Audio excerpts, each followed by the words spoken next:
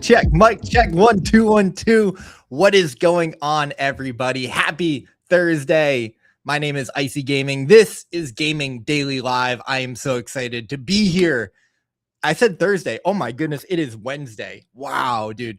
All right, we're down bad. Guys, we're down bad. We're all out of sorts. We're buying a car for my girlfriend, and it's super stressful. I've been like test driving cars, going to dealerships, negotiating. It's been a nightmare. It's been a nightmare. This is why I don't go outside. I just want to stay inside, play video games, post on Twitter, and stay in my little bubble. Whoever said to go touch grass, they were wrong. Okay. I don't like going outside. I want to stay home. Happy Wednesday, May 20th. Man, this month is just flying by. Huge shout out to the show, the sponsors that make this show possible. We got Blaze and I was gonna say AE. Wow. This is gonna be an interesting one because I just got home. I'm running on fumes. Ghost Cat Joypad. What is up, brother? What is up? Okay.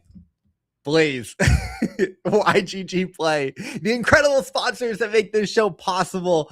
And I am super excited for today's interview. We got Stan from Showdown backstage. We'll bring him up in just a second. But man, when I saw poker on Mega ETH, I'm like, yes, like I want to play this game. I want to learn more about this game. I'm so excited for today's conversation. Like, so many of the crypto gaming conversations are like, oh, it's like poker, or like poker already solved. And the game that brought me into crypto gaming was a crypto native poker game. I just think poker is like perfectly suited for crypto gaming. It's the original play to earn, not even on crypto or like online, just like poker is play to earn. Doug Hype in the building. That's enough of an intro. Let's bring Stan up here. It is late in his part of the world. Stan, it is such a pleasure to have you, man. How are you doing on this fine Wednesday? Or maybe it's Thursday. It's not Thursday here, but it's gonna be like within an hour. So thanks for having me. I'm glad that I can join your show because it's so rare people are giving a space to founders, to games, and it's so good that I can share my game with your audience. So I'm very grateful for that. Well, we're grateful to have you. I've been tracking Showdown for a while now. I think leading up to the Mega ETH mainnet launch, really it was Showdown and maybe a few other games that were kind of making noise. And one of the tests, Stan, is like who can continue that momentum and continue staying on the radar. And I think Showdown has done just that. I know you've got some tournaments coming down. I know a lot is happening in the ecosystem, but and I want to dive into all of it. But before we do, maybe just give a little bit of background on yourself and the game. Like I don't know the history and I don't know the lore. So how did this come to be? And how did you get into crypto gaming and everything? Okay. I guess I will start with myself. So I'm Stan. I'm from Czech Republic, and the whole team is like basically located in Czech Republic.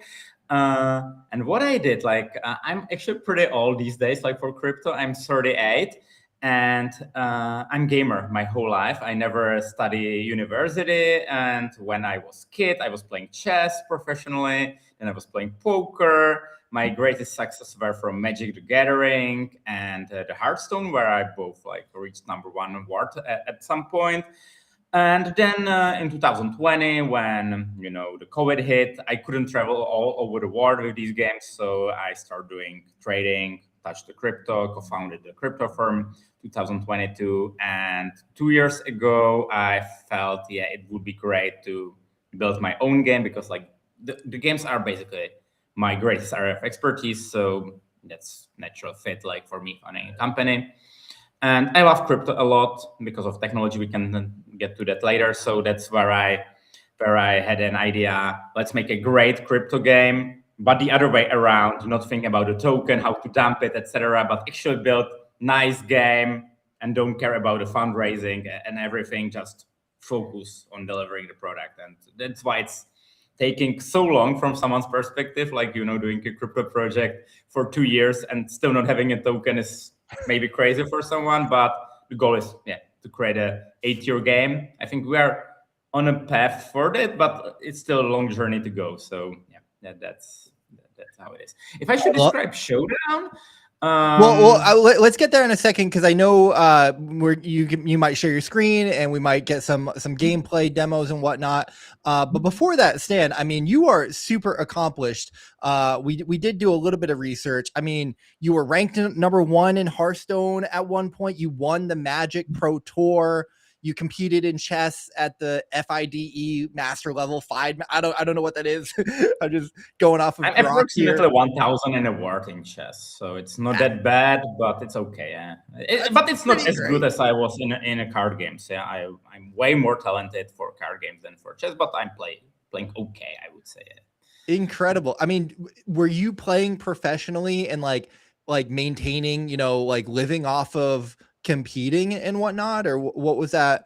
What was that like? Like in Magic and in Hearthstone, yes. You had to be like very top level, let's say top 100 in the world, but like I was way better than that. Like I was in top 10 like for a whole career. So yeah, I was traveling the world all the time. Like I was basically everywhere, like in Fiji, in Australia, in States, all over the Europe. And like you basically went to tournament, you compete on the highest level. And if you did well, you won some prizes. If you did poorly, like you earned nothing. So I'm very familiar with risk to earn, that you pay travel yourself and to win the prize money. So like, that's what why years was this? How long were you on the pro circuit? Like basically since I'm 18, I'm doing like changing the games, and I was playing Magic 5 years professionally. I was playing Hearthstone 7 years professionally. Yeah, and then I was playing poker for, I would say, 7 years as well. So yeah, were you playing poker on the side at the same time as like these other tournaments, or it was something where like it required everything to I would say like when I was playing poker most, it was 20 years ago, and it was completely different compared to how it is now. If we touch that, like 20 years ago, there were no poker solvers. They were basically very little informations. So you had to use your brain power to figure out like what's the best play. While now in the poker, a lot of creativity is kind of vanishing, that you have all the materials in the world. It's still super competitive, but it's different. Like you need to memorize a lot of data, and also a lot of competition went from online to offline, because like now the bots are too good to be beaten by the humans. That was actually the very idea why I built Showdown, because like 20 years ago, it was pure challenge, even in online poker, that one player brought $1 million to the table, the other player brought $1 million, and it was clash of the egos. Either lose all their money, or they left and like said, yeah, I'm worse, like, and I recognize that. And then now it's missing, because in online poker, like 1v1 is solved by solvers. You go offline, but it's not that exciting, like people cannot watch it. So that's the whole idea with Showdown, to have a poker-based game where you can put the high stakes, and it's not solved by the computers. So that's what we're aiming. Real quick, just like 2 questions on that. What was like the most enjoyable between Hearthstone, being a pro? Was it Hearthstone, Magic, or poker? And then 2, what was like the hardest? Like what was the most enjoyable, and what was like the hardest of those experiences? Well, like every game is slightly different, but it has still very much the same stuff. Like you study informations, you study your opponents. Hearthstone and Magic are more, let's say, technical. You have to precisely utilize your cards, while poker is more psychological, that you need to kind of read your opponent or adjust a little bit. I would say like the difference between Magic and Hearthstone was the Magic was super competitive for smaller amount of people. So you weren't recognized. While when I was playing Hearthstone, people recognized me on the street. Like when I traveled in the bus, like people know who I was. Like when we were traveling to China, like there was 10,000 people live watching, and Yeah. like on one tournament in China that there was over 1 million people watching on the stream. So it was tremendously popular. I would say 11, 12 years, 10, 11 years ago. And how you made money mainly in Hearthstone was not by prize money, but having the sponsorship, like you doing streaming, etc. Well, I always felt myself more, let's say, competitive than entertainer, and that's why I enjoyed it for some period of time. But I felt like really burned out after that, like because you had a contract, you had to stream 200 hours per month, etc. It was not just for me. Like I always preferred to prepare for the tournament, compete, do well. Yeah, so I then felt great in the entertainer skin, or however we call it, or influencer. So I moved back to Magic after that, and then I felt like, yeah, fresh, or how we call it. But I loved the Hearthstone in many areas. How simple it was, how good onboarding was, how so many people jumped in and see like the TCGs in the new light. So I would say, yeah, like what I loved the most was when Hearthstone was very competitive and not that much business. So that was like the golden age for my gaming. Yeah, I love that. Shout out to Barry in the chat. Stands also 2,400 in chess, basically completed and competed in every game. No, we love that. I mean, that's the dream, right? Like there's been a handful of professional gamers or lifelong gamers that have come in and made their own crypto games. And I think not only is it like the dream, to make your own game, but also that's a cohort of people that really, they've made the best games. I'm thinking of like Justin Gary with SoulForge Fusion, or um, Paul Bettner from Wildcard, and I mean there's many more. But let's talk about Showdown. So when did you get the idea to make Showdown, and like how long did it take, and did you raise money? Was it like how did this come to be? I'm curious like what that story is. Okay. 26 months ago, like more than 2 years, my son was born, and I was helping my wife, taking care. And when there's a newborn child, it sleeps a lot. So I had some free time, and I felt, yeah, well, maybe I can, because back in the days I was trading and I co-ran the trading company. And I thought, yeah, let's try some crypto games because it could be cool. And I ran into Parallel, like we probably all know that. And Of I course, yeah. say, I was like, what the fuck? Like this game, it's just copycat of Hearthstone. It's so bad, and it's like the North Star of crypto games. And I felt this is so wrong. Like, how could they raise so much money? How with such a bad product? Like, nothing was working back in the days. Like, it was even worse than it's now. And I felt, oh yeah, like, how do we ever accomplish that? Regular gamers start playing crypto games. If like this is the very North Star, we will show them. And I was so pissed. And back in the days, you could farm, I don't know, $30 per hour playing Parallel.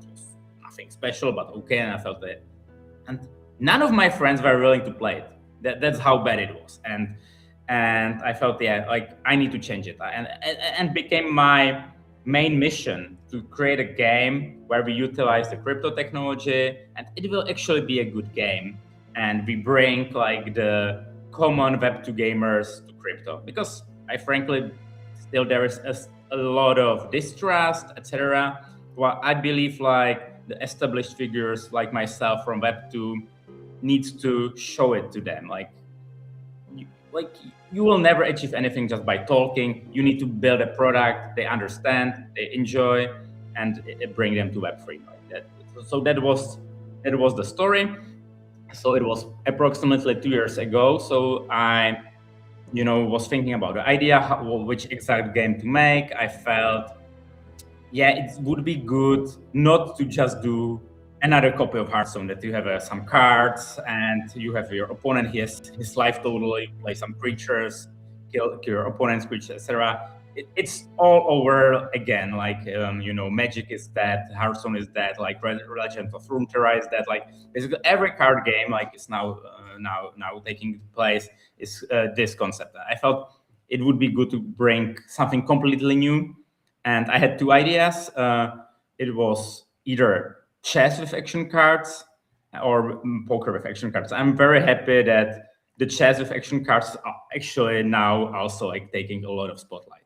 So I went with poker because, from variety of reasons, I felt it's slightly better concept than chess, but I are both. So I had this idea, and then I reached my best friends for gaming, to put it into proper shape, like to set up the rules, to make first cards, you know, make the physical prototype.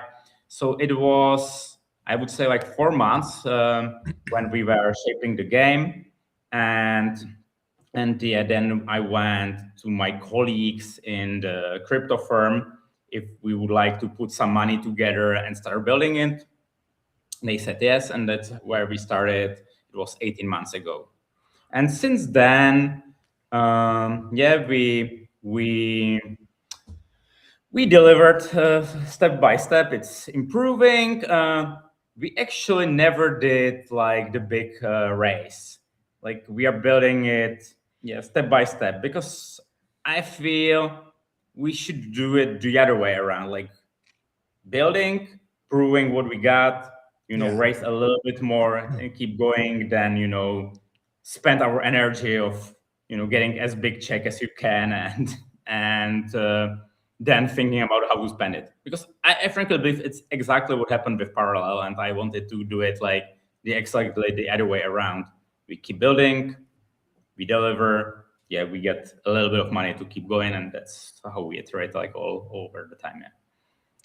I love that story, Stan. I think some of the best things are born from that frustration of like, what the heck is this? Like this should be better.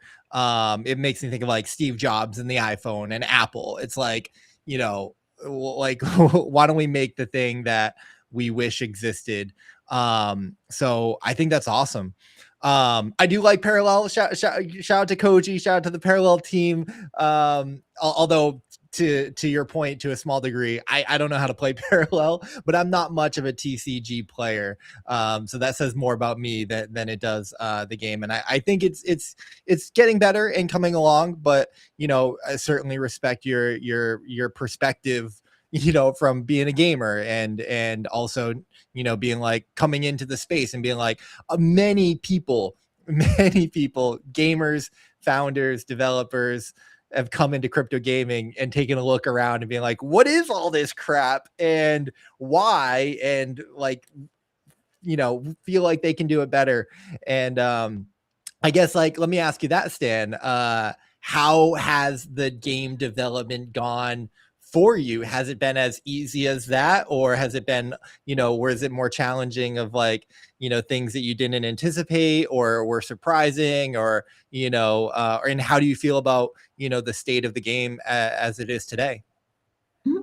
Yeah, the game evolved a lot. Like a lot of my friends were helping me, let's say, in terms of like how rules should be set up, like how to make it as smooth, as fast, as exciting as possible. So we did a lot of changes actually. Like now it looks like, yeah, like when I see 2 years old cards, like they were doing something completely different. Some mechanics were different, but I think after a year we got to the version which we like, and then it's all hard work, like how to implement the ideas into reality, because we have a list of like always 20 features, and we need to like do them step by step, and it's frankly quite difficult without a big studio behind your back, like to not have like 20 developers but 3 4, and you always have this wish list, and you have to always decide, should I do this month or that, and like adding these features.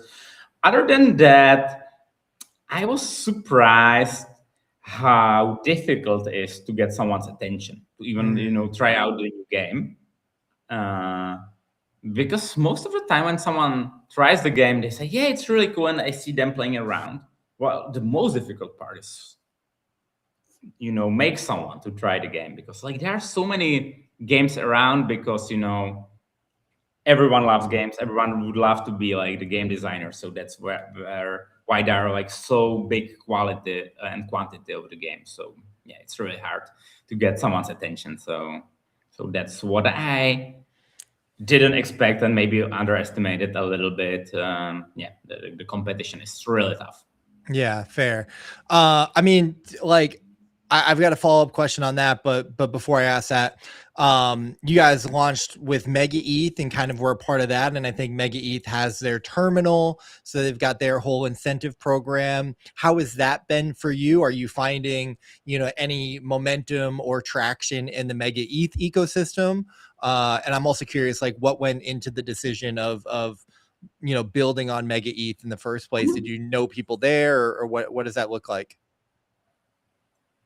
I have to say, the Mega it's not super essential for us. Like many Hmm. projects on Mega, it wouldn't be able to run anywhere else. While we have a game, yeah, it's good at Mega. It is cheap, it's fast, but frankly, the technology is there, and it's there on Mega Eat, it's there on Monad, it's there on Base. So it's Yeah. more like a business decision. And I felt it might be good to build with someone together, because when we started with Showdown, the Mega Eat was not operational. So I felt, Mhm. yeah, we need a Right. year to make a game. They needed a year to make their own chain. So I felt it might be very good idea to start together, grow together, and I think it worked pretty nicely.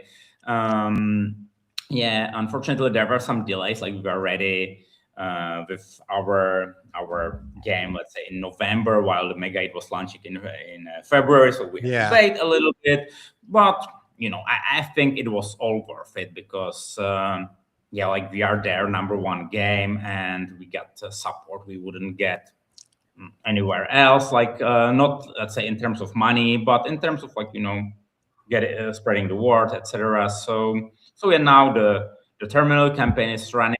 I'm sure some of our users are there because they got rewards from Mega Eat, while honestly, like in the long term, it it won't matter. Like either will people love the game and play it because it's good, or they will leave. And I'm 100% sure some people are there for incentives, but there are actually not that many, like from the data. So that's how it is. Like it's a kind of danger for every crypto game or project.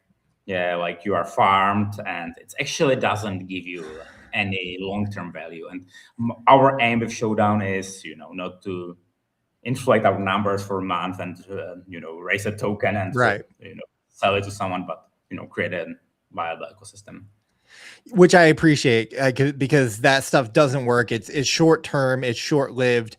I do think that it's a nice to have. Like, okay, we are partnered with this chain. They bring a little bit of publishing. They're gonna juice the pot a little bit. And maybe there are some people there in the beginning just farming, but some of them people can stay. So like, if it doesn't take too much, it's fine to do, but it can't be your sole source and like the sole channel for you kind of getting out there, because it's just not going to be enough. And so I'm glad that you recognize that, and are thinking about that the right way.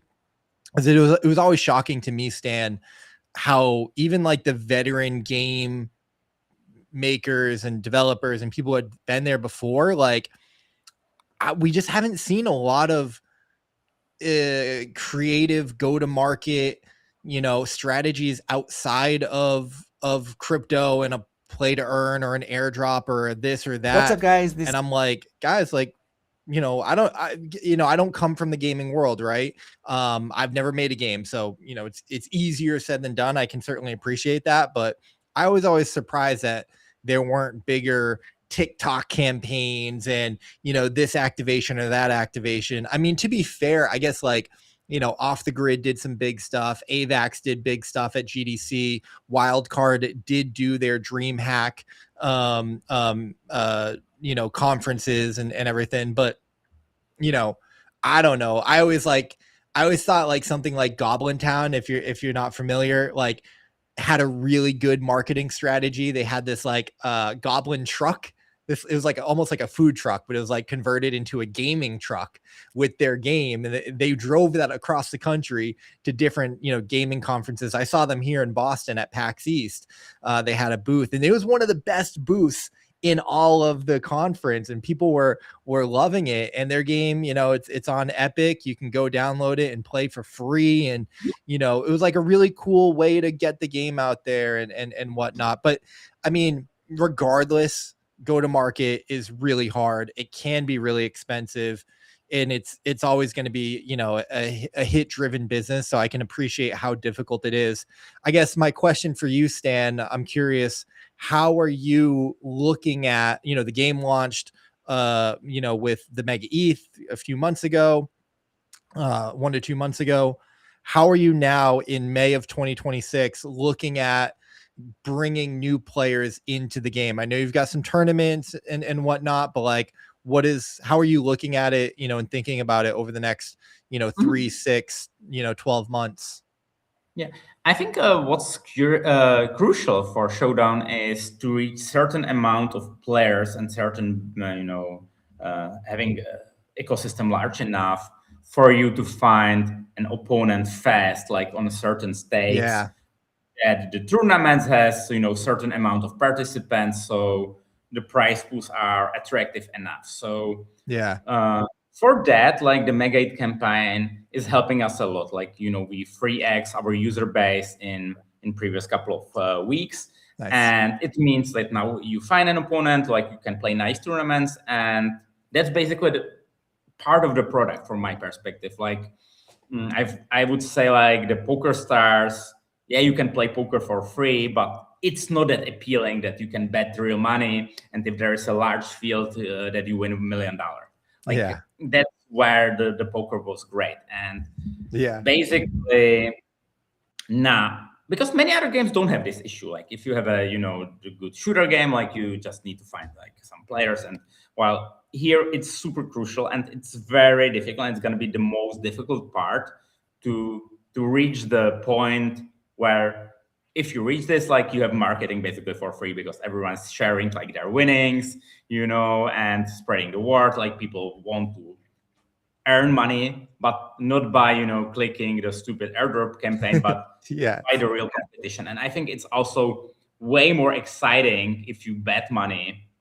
You are afraid of like you might lose, while you win in the end. It's way more rewarding than clicking the hamster combat all over again and then getting the airdrop. So basically, I think like you hear it all the time, like product, but yeah, like the critical mass is very important. And how we gonna achieve that? Like the game is very fun to play, but also really good to watch. And because like one card can completely turn around what's going on. The poker is super exciting on its own to watch, while here you have another layer. So I frankly believe like the Showdown is perfect game for esport and for streaming, and we will go this way. I have a lot of contacts from my gaming days, so whenever we grow, like we will reach out more streamers to stream our game. And our GTM is, the game is good, and it should be like in streamers' interest to stream it, because like the content is great, and that's like the best machine to oil it. Like you don't need to pay for anything, because you have a great product, so people play it but also share it, and like share it with their audience. So that's our GTM. I love that. We need to incentivize like to the streamers to do it at the very beginning, because like it's difficult, like if you're established streamer in Hearthstone at the moment, to switch to other game. But like for example, that's why we are doing like the big tournaments, because it's appealing for the viewers. Like you play a tournament and you win $4,000 in an hour. It's a good content, and it's exciting for people. So that's why we are aiming with high stakes to get more people's attention. It's also a good product for some people. So yeah, no, absolutely. I mean, we've got it up on the screen here. It looks super fun and looks great. And I know you got tournaments, and maybe we can talk about those after. But I'd love to, like, forgive me, Stan. I haven't gone through the tutorial, so I'm not 100% sure on how the game plays and the mechanics. But as an avid poker player, like, very familiar. So I'd love to get a quick kind of understanding or overview of it's poker with action cards. So kind of like, what are we seeing here? What are the mechanics of how the game plays? Is it poker, but then there's, cards that can change things, or how does it kind of work? Okay, if I should explain, the objective of the game is to reach 100 points before your opponent. It's 1 versus 1, so same like Hearthstone, Magic, Yu-Gi-Oh, Pokemon, or whatever. And you collect these points by getting better poker combination than your opponent. So if you know rules of Texas Hold'em, like, you basically know how to play the game. Yeah. And so someone creates better combination, they win the pot. It's the number you see in the middle. Yep. And in order to achieve that, you have the cards on the left. They are called action cards, and they are changing what's going on. So, for example, we have card called Fantasyland, and it replaces your pocket cards with pocket queens. So these cards are very powerful, and you can build your own deck mixing these. So yeah, basically the same as in Hearthstone or Magic. So you build your own deck. You can spend a lot of time figuring out, like, what's the best card combination, because some cards are very proactive. They improve your hand, while some cards are messing up with opponent's strategy.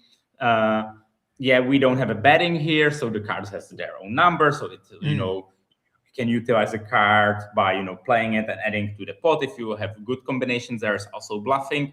So basically all the best elements from poker and from TCGs, while also it brings a lot of excitement, because the issue I had with poker was most of the time the correct play is just fold.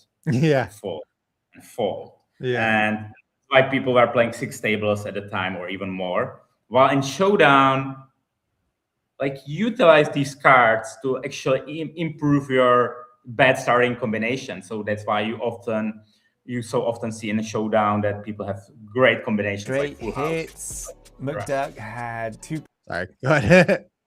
Yeah. So yeah, that's the game. And how can people collect cards? Like, are you buying booster packs and, like, building out your deck? Yeah, that's something I would like to highlight. Yeah. What I hate about the crypto games in general is, if you want to try out a game, you need to invest. Like, when I started playing Axis, I spent 5 Ethereum to get a couple of axolots and start playing. And it's the barrier, like, most of the people cannot overcome. So in Showdown, all the cards are for free. You just register for free and you play 100% for free. So you can create whatever deck combination you feel comfortable. You can play free roll tournaments. You can play, free games. And only if you feel comfortable, you can bet real money against some player who also is willing to bet real. Got it. But so just like poker, there's free-to-play ones, but then you can also exactly enter as a money. Poker. I felt like, the onboarding for poker was great. That's why so many people played it. So you can go to poker venue online and try out the free rolls, whatever. And if you feel confident, like, you can deposit money and play. And that's exactly the same in Showdown. Now, so take me back though. So there's cards that have numbers, and that adds to the pot. Is it like kind of like TCGs where you have mana and energy, or no? No. Okay. Like, I felt if I want to onboard like poker players, there can't be any mana or anything. So all cards, like, their only limitation is, if you check out the colors, is when you can play them. So for example, the blue ones, you can play them pre-flop. Yellow ones, you can play on flop. Then there are red ones, you can play them on the river. And the gray one, they are universal, so you can play them wherever you want. And that are all the limitations. Got it. Okay. So instead of betting rounds, right, on the flop, turn, river, it's just you can play an action card and kind of And like there's a number in the top right corner, and it's this amount to the pot. Yes. And Yes. Okay. every hand starts with 10, and it increases by these cards. And also there's one Cool. decision on the flop whether you continue or fold. If you fold, your opponent gets the points, while if both players continue, the pots doubles. So it's we wanted to include this element that, let's say, you can play a lot of cards, pretend you have a good hand, put a lot of points, and bluff, so your opponent is worried, so they don't want to lose like twice. Right. So it's in here, but it's very fast and very, like, if you watch it, like, it's like, yeah, the hand is over in a minute, and like the match takes like 6 hands. So yeah, that's what I was gonna say. It feels like, I mean, these pots are getting pretty big. So if it's the first one to get to 100, yeah, they're faster, kind of fast paced, twitchy rounds. Which there are also like strategies. Like some decks are trying to to put a lot of points and like pressure opponents. Some are like more grindy, like some are destructive. The way how it works is it's also unique in Showdown. We have 6 classes. And you build a deck that you combine 2 of these. So to provide context, Hearthstone had 9 classes, and you always play 1.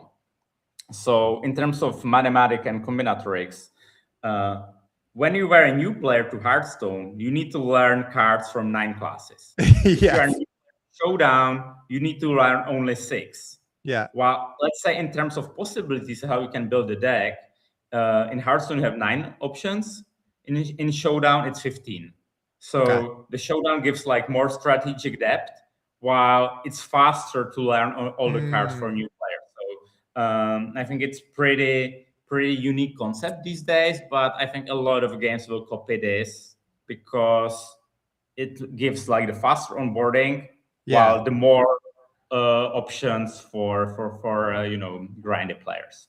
I love that. I love that. How many cards are there in each class, or how many cards are there total that like you are kind of learning? Yeah, we have 16 cards in each class. Okay. And very manageable. You build 30 card deck. And very cool. It's the same rules as in Hearthstone, that you can play 2 commons and 1 rare. Yeah. And what we do is, the good part is all cards are for free. So we can rotate them a lot. And it's very, very good because the game is always fresh.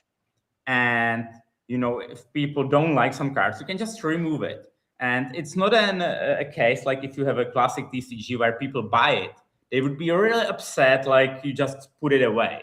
While here, like no one bought it. So if community hates a card, you just remove it.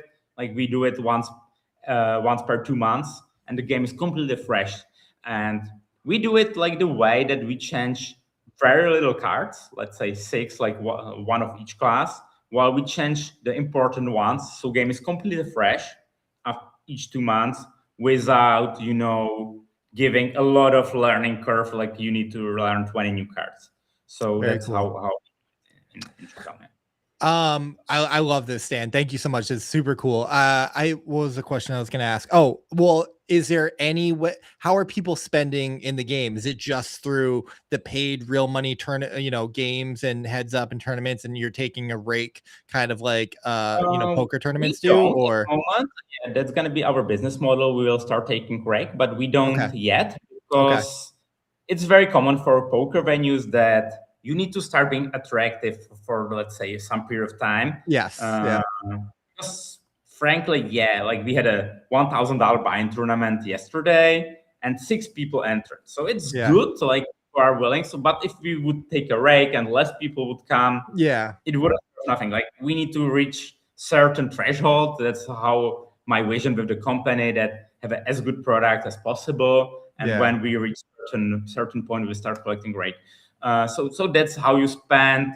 And that's basically it for the moment. When we will have a full launch, approximately in a year, we'll have more NFTs, and you can spend for cosmetics. Like also, like 2 days ago, we had the first edition of NFTs, and it gives you like unique player profile, but it's all just visual. Like you don't get any competitive advantage that you have better cards or something like that. No. And it will never happen. But you have a different looking card. status that I think it's actually good, like, having NFTs which are, working in a game, that you have something nicer, something better looking. Yeah, that's how I think the NFTs should be utilized. Yeah, no, I respect that. That's a huge, debate or just topic or design decision, right? Pay to win, cosmetics, the balancing between that, or the decision to go one way or the other. I completely agree. I'm the type of gamer where just let me play the game. I don't like the pay to win stuff. Like Arc Raiders is a good example, where it's just like, I will spend on the cosmetics all day long because I want the cool stuff, because I love the game. I'll pour, 200 hours into it. And I'm happy to spend for cosmetics. But, you run into really big issues once it's pay to win. And now it's like, well, I'm not even having fun playing the game because there's no shot there. But with TCGs, it is very common for people to buy decks and buy cards. So I really respect your design decision to not go that way, because it's kind of more the poker approach, which also makes sense, which can be, that I think that has a very high ceiling, because I'm a big poker player. We know how big poker is. I think that there is so much room in today's world and society for like real money games and real money wagering, because people are at home playing games, and like, yeah, let's put our money where our mouth is, and for you to be building this game in that ethos makes a lot of sense. I mean, people play chess for money all day every day, so the way that this is structured more, yeah. And I think it's really important for people to have an area where they can compete and on the highest level, and obviously the money yes push the competition higher, because no one want to like lose it, so it bring the best out of them. And these days, like in a crypto world, they're competing, let's say, in trading, or they play some more like gamble style games, or like that's why the poly market is so successful, because people want to compete. But I also believe like people love gaming, despite all the problems the industry has at the moment. Right. People want to play, people want to bet against each other, and they just need a right tool. And obviously we are aiming very high with Showdown. Like, it, from the short-term perspective, yeah, it would be super easy to, make cards NFTs, and you have to buy them, and we would have a good revenue over the next couple of months. But I think like if you want to build, the billion-dollar company in a gaming, you need to go like this direction, that create a big venue where the product is good at the first glance, you can play it for free, and scale it out of from there. Exactly what Polymarket achieved. Like they had real struggles like 5 years ago, but they overcome it, and now they are like $10 billion companies. Yeah. So I believe that that's the product. Like you can access it easily and start with small, and not spend like a couple of ethers like to start using the product. Yeah. I love it and respect it. Oh man, what was my next question? I'm blanking. Was it poker or was it the TCG? Wow, I've completely blanked on my question.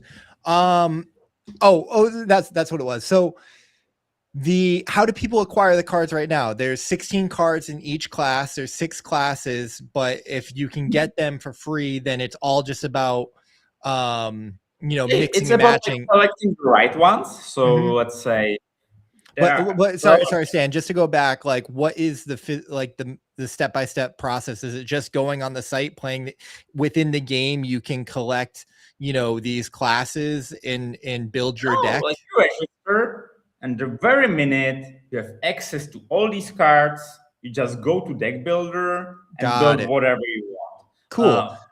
We have some ways how to help the players. Let's say we have highlight deck lists, so you can see like what we are suggesting, etc. But it's just on you. Like you go there, build whatever you want, or use the pre-constructed deck. Quick play and start playing. Okay, I actually love that, because there was a game that I worked with, Soulforge Fusion, and they actually turned me into a TCG player. I had never really played TCG. I played Pokemon as a kid and got destroyed. And actually, I played Pokemon on Game Boy, but I played Yu-Gi-Oh, like physical cards, and I got destroyed by a kid in my neighborhood, and I like went home crying. And I was like, I never want to do this again. Like this is, so when I got into Soulforge Fusion, I was like, oh, this game's really fun, but like I needed to spend money to get the decks, and I didn't know how to build a good deck, and it was such a barrier. And I spent a little bit, and I got some free decks and everything, but it was just too hard to make the deck that I wanted, and it didn't allow me to progress. So I love this idea that like, hey, all the cards are here. You just build the deck that you think is going to be best, play it, experience it, and then you're going to learn what works and what doesn't work. And then you still have all of that access to go, try other things. I think having that much freedom and like autonomy is fantastic. My second question in that regard, Stan, Maybe let me share my story. Yeah. Oh, please. I was a 12 years old kid, and I loved Magic. And I'm from Czech Republic. It's not that, rich country or whatever. And I loved the game more than anything, but I couldn't afford the cards. So I could not compete. And my dream was to become the best Magic player in the world, but I couldn't do that. So what I did, I was playing chess until I was 18, so I earned money some. Then I multiplied it on poker, and only when I was 24, I became the professional Magic player because I could afford the cards like to invest. Wow. And then I won the Magic Pro Tour and be like one of the top players. But think about incredible.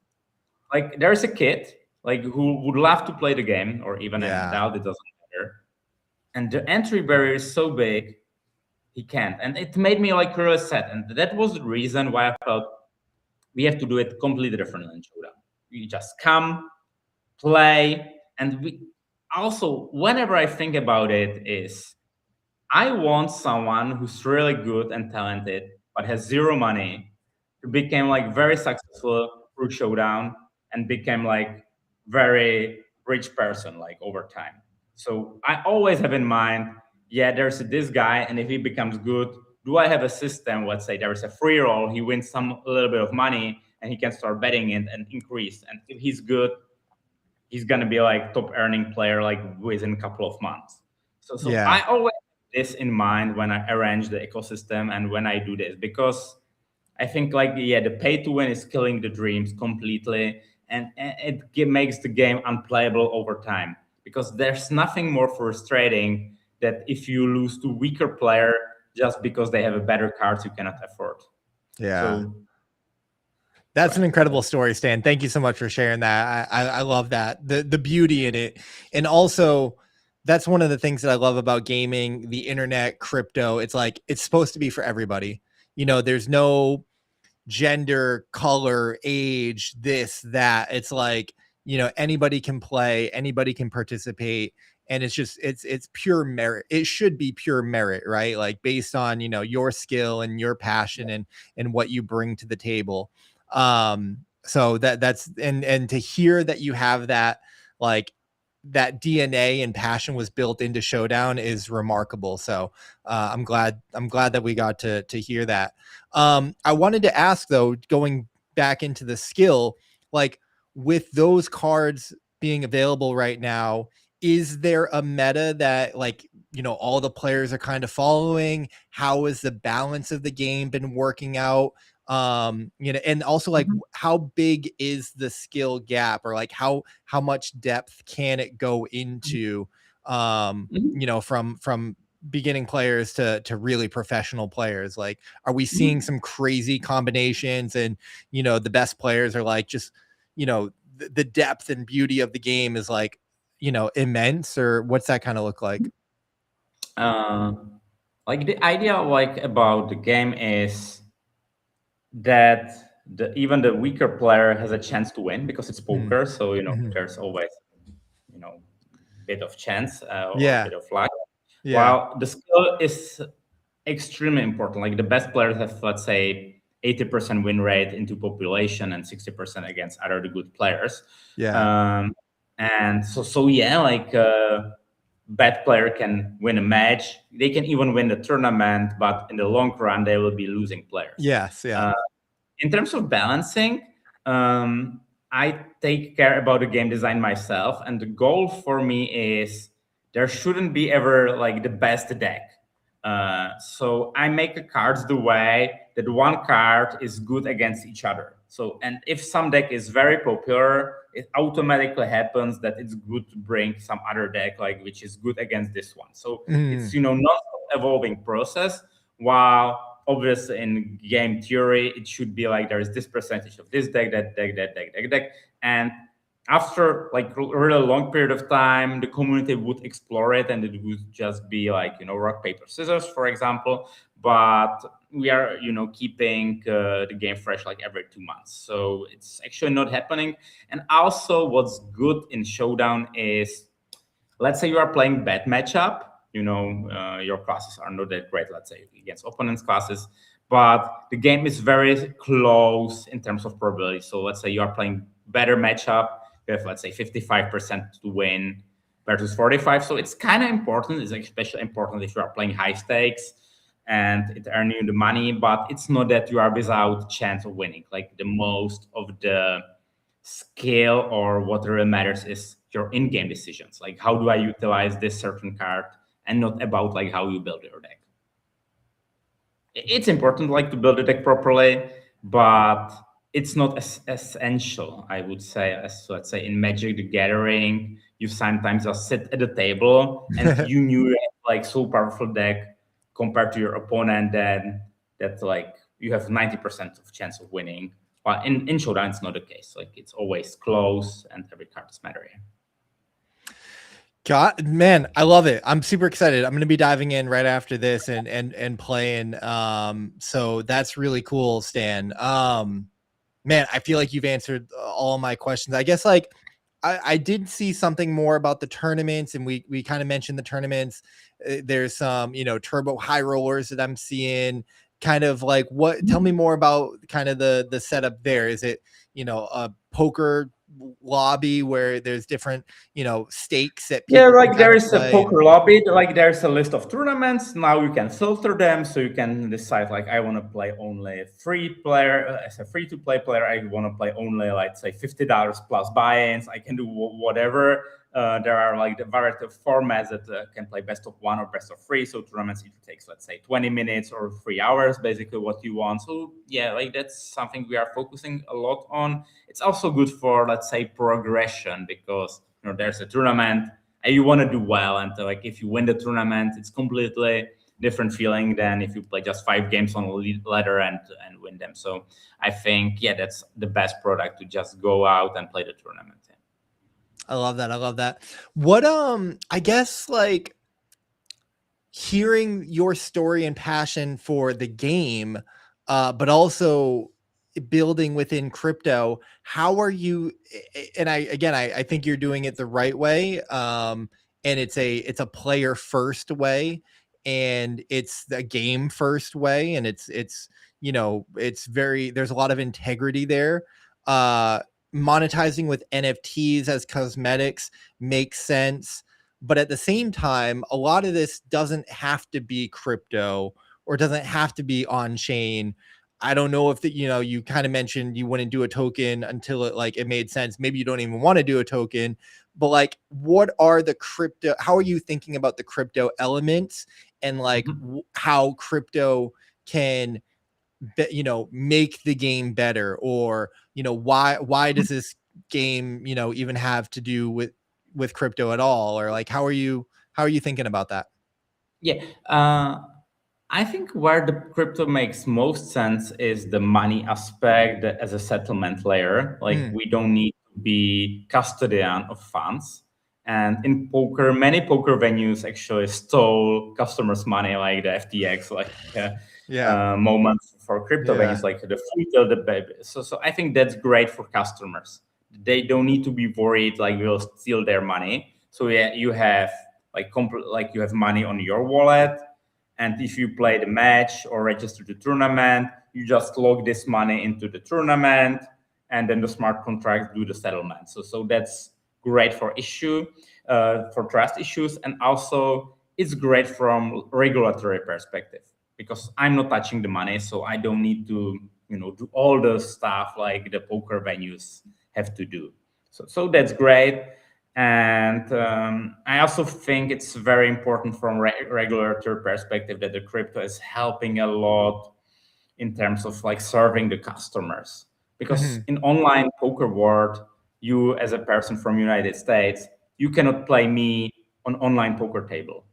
Yeah. And only through crypto we can do that. Like we just Right. create a game, and I don't care where my customer is from. Like Yeah. I just want to have a platform where everyone has fun, no matter where they are from, what's their age, what's their gender. Yeah. So that's where I think we need crypto. Yeah. Then it's good to have some assets you can own. Because if you buy a skin, I want you to be able to resell it if you, let's say, stop playing. Like when I was playing Hearthstone, I had a collection worth like thousands and thousands of dollars. When I stopped playing, it just got locked into my account and I was never able to resell it. And the third is I'm a believer in, let's say, capital markets. And if I build a company, it's way easier like down the road to put people's skin in the game. Like I will have a token. I will whenever the time is right. We actually have a KPI based like roadmap for token, and I want my players and customers to have a share in the company because I think it's great for them.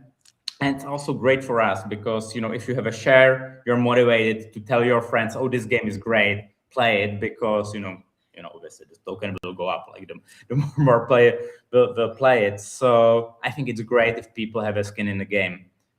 Imagine like when I was a early Facebook adapter and I couldn't have like this skin in a game, like the Right. Facebook 1000X.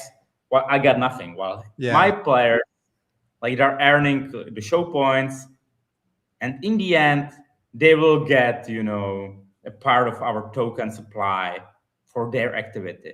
And I think it's great to reward them because it's not a piece of cake like to build a game from scratch, and I need everyone's help.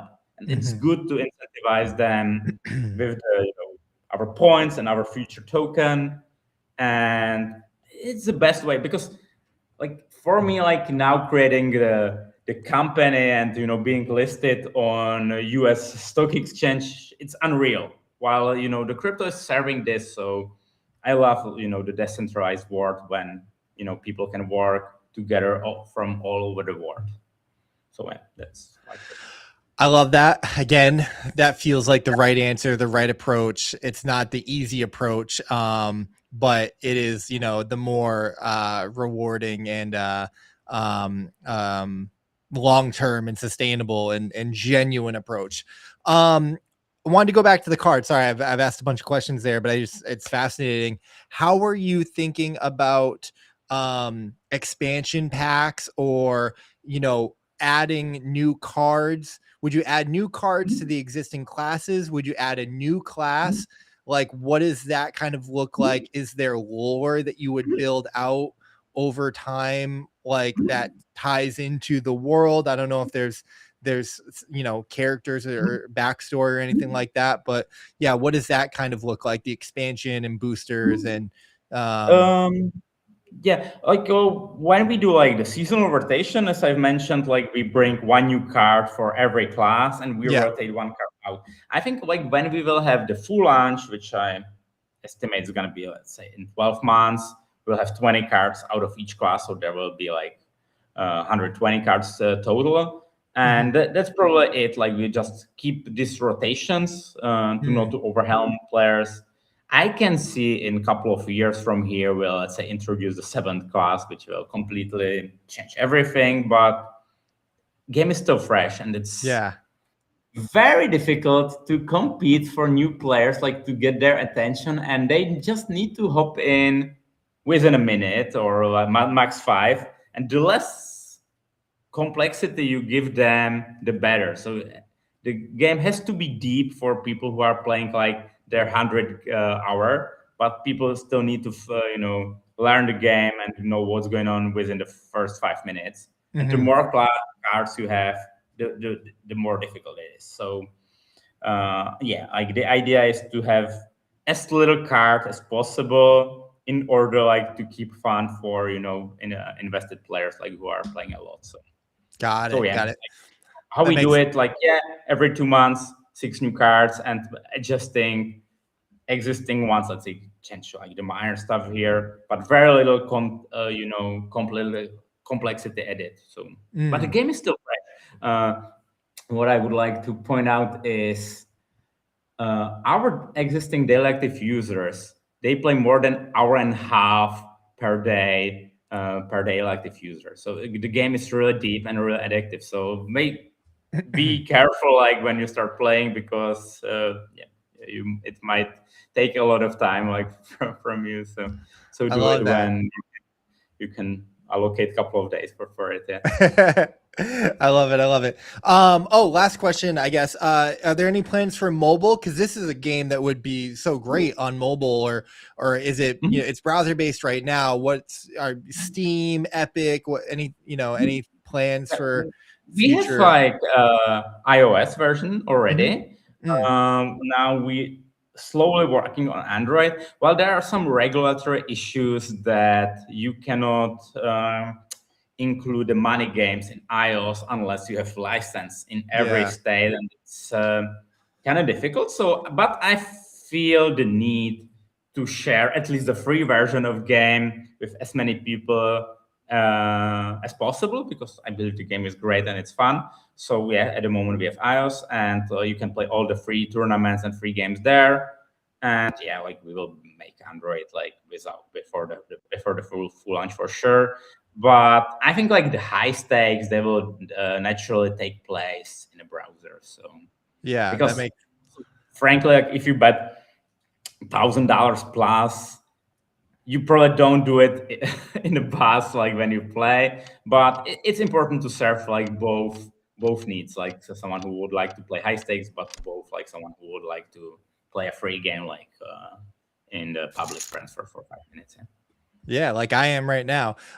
Stan, this has been awesome, man. I appreciate it so much. I won a hand before I started sharing it, which made me feel Mhm. good and gave me the confidence to keep going. Now, obviously, I have a top pair with a straight draw, so I think I'm gonna go with Yeah, it. I'm still gonna be learning the mechanics, but I mean, so simple to get in and I think start yeah, whoever playing. knows poker, just jump in like in matter of minutes. Yeah. Yeah, maybe I'll play this ace in my sleeve. You have like better kicker, but also have Yeah. in mind that these cards, the action cards, they carry in between the rounds. Yes. So if you utilize them and it improves you very little, it might be better idea to save it for the next hand. Got it. Got it. Yeah, that makes a lot of sense. I'm hoping my 7 is good here. It It is is, good. Let's go. but yeah, like you That need was like another good 6 more spot. points. So Yeah, yeah, this and is now great. yeah, This you're is almost so there. this Next is hand. so great. All right, we won't belabor the point, but I just want to show people how easy it is to play. I mean, I literally created an email, free account, and started playing in under 30 seconds. Showdown.game. Stan, you've been amazing and super generous with your time. I No, love the thanks so game. much for having I, me. Like it's so good. Like you provide a voice and platform for the founders and like whoever likes the game, because I think now there's so much hatred for Web3 games everywhere. Like if you go to crypto, everyone hates like the crypto games because the crypto tokens are down. If you go to Web2, people they hate you because like the crypto is weird. So I'm very grateful that I have a voice so that I can you seem good, yeah. So, because I believe like the crypto gaming is the future. Like yes. the technology great, the gaming is great, the product is great. And it's also good that, the sentiment is too low because, it kind of separate, the grifters, etc. Like now no one's building the crypto games unless they mean it, like from the scratch, because like I believe like the next wave of crypto games, they are gonna be great because only people who mean it are doing that. So yeah, thanks for having me. Thank you for dropping all the bangers and the clips. There's very a bunch of clippable moments in this stand. It's been fantastic meeting you and learning so much more about the game. Shout out to Barry in the chat. We're talking. I know you guys are doing some streaming and stuff, so I'd love to stream the game and continue to support you guys. We'll definitely keep chatting in the DMs and whatnot. It's been my pleasure to